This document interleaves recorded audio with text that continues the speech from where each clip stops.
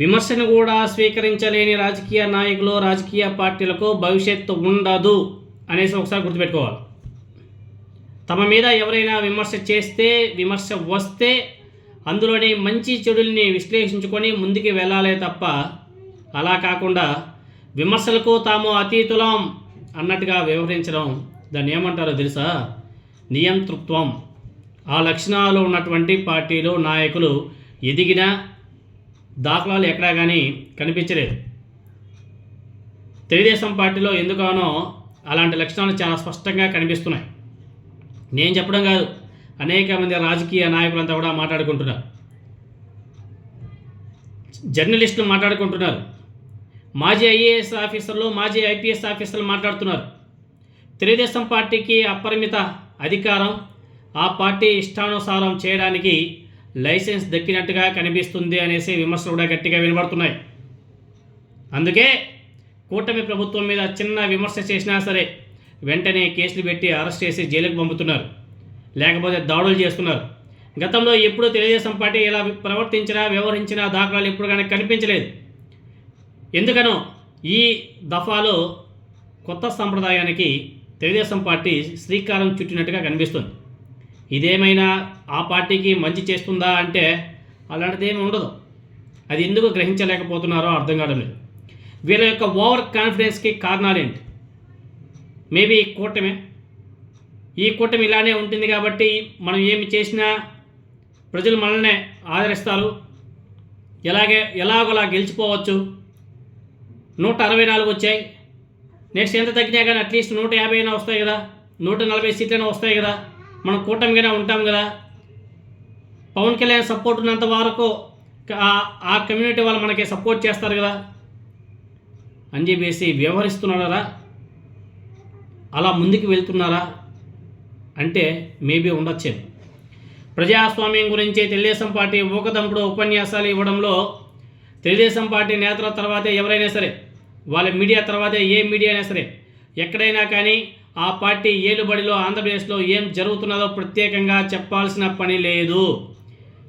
తెల్లారు లేస్తే రాజకీయ ప్రత్యర్థులు అలాగే జర్నలిస్టులు మీద దాడులు, అరెస్టులు, మహిళల మీద లైంగిక వేధింపులు, అగాత్యాలకు పాల్పడుతున్న వాళ్ళ మీద మాత్రం ఒక్క కేసు కూడా లేదు ఈ కూటమి ప్రభుత్వం.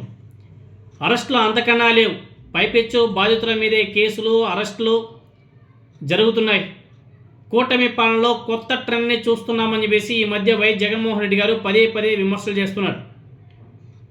వీళ్ళు విత్తు నాటుతున్నారు, అది చెట్టు అయినప్పుడు పరిస్థితి ఎలా ఉంటుందో మీరు అందరూ కూడా చూస్తారు అని చెప్పేసి జగన్మోహన్ రెడ్డి గారు మాటికి ఆయన చెప్తున్నాడు. కొత్త సాంప్రదాయానికి మీరు నాంది పలికారు, ఆ సాంప్రదాయం అలానే కొనసాగుతుంది అనేసి కూడా జగన్మోహన్ రెడ్డి గారు చాలా స్పష్టంగా అందరికీ అర్థమయ్యే విధంగా మాట్లాడడం జరిగింది. విమర్శలను రిసీవ్ చేసుకోవాలి, విమర్శించిన వాళ్ళని శత్రువులుగా చూడాల్సిన పని లేదు. మంచి కోరే వారెవరైనా సరే లోపాలు ఏమైనా ఉంటే ఎత్తు చూపుతారు, దాన్ని మంచిగా రిసీవ్ చేసుకోవాలి.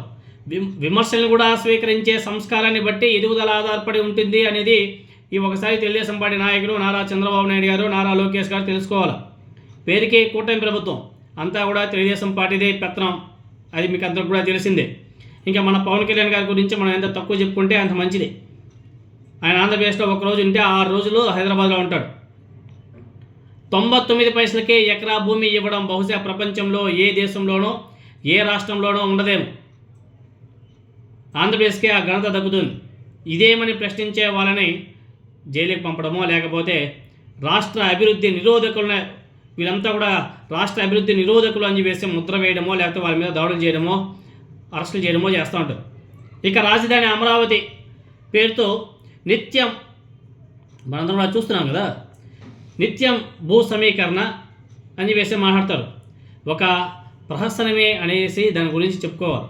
ఆల్రెడీ మొదటి విడతలో 10 ఏళ్ళ క్రితం తీసుకుంటే 50,000 ఎకరాలకి దిక్కే లేదు ఇప్పటి వరకు. మొదటి విడతలో భూములు ఇచ్చేటువంటి వారికి ఇప్పటి వరకు ఫ్లాట్లు ఇవ్వలేదు అని చెప్పేసి బాధితులు ఆవేదన వ్యక్తం చేస్తున్నారు. అయినా కానీ ప్రభుత్వాలు పట్టించుకోవడం లేదు. అమరావతిలో ప్రభుత్వ ప్రజా వ్యతిరేక విధానాలకు వ్యతిరేకంగా సోషల్ మీడియాలో చిన్న పోస్ట్ పెట్టినా ప్రభుత్వం సహించే పరిస్థితిలో లేదు ఇప్పుడు.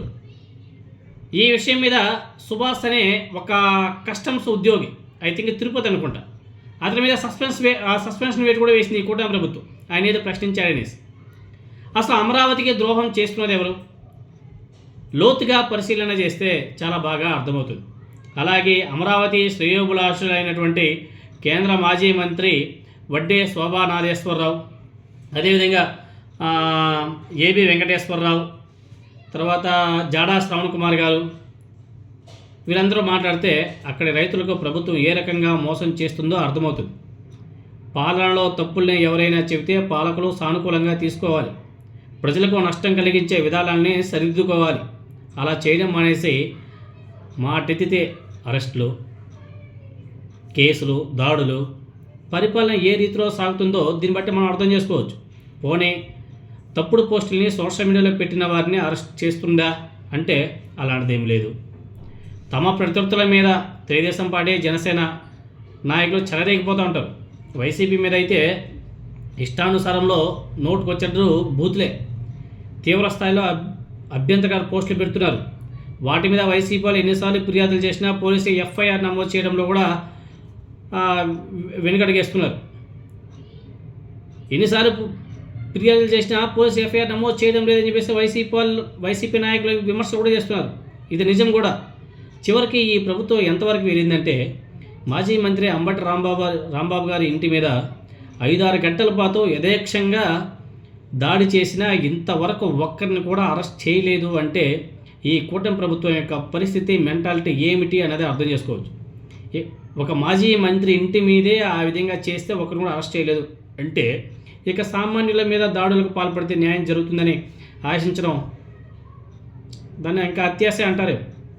సో వైఎస్ జగన్మోహన్ రెడ్డి గారి మీడియా వ్యవహారాలని చూసే పూడి శ్రీహరి గారు, అలాగే తెలంగాణ జర్నలిస్ట్ మీద ఆయన ఉంటాడు, తెలంగాణ జర్నలిస్ట్ కేవీఆర్ గారి మీద పోలీసుల వేధింపుల్ని జగన్మోహన్ రెడ్డి గారు ఎక్స్ వేదికగా నేను తప్పుపట్టాడు. ప్రజాస్వామ్యంలో ఇదేం ధోరణి అని చెప్పేసి ఆయన ప్రశ్నిస్తున్నాడు. ప్రతిపక్షాలు, ప్రజాస్వామ్య ప్రేమికులు ఎంతగా ప్రశ్నిస్తే నెత్తి నూరు కొట్టుకుంటున్న కూటమి ప్రభుత్వ తీరులో ఎంత మాత్రం మార్పు రావడం లేదు. రెడ్ బుక్ పాలనే తమకు ప్రామాణికం అన్నట్లు వ్యవహరిస్తున్నారు.